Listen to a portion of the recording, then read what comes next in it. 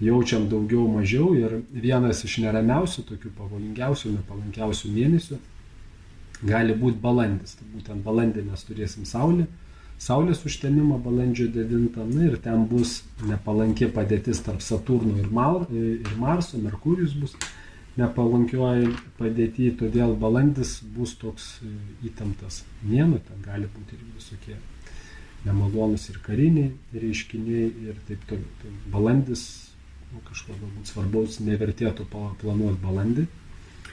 Gegužė bus ramesnė, ten bus gegužės pabaigoje irgi nepalanki padėtis tarp Jupiterio ir Veneros, tokie kaip gali būti visokie dalykai susiję ten.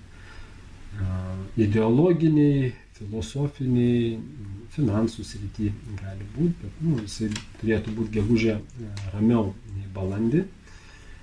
Birželis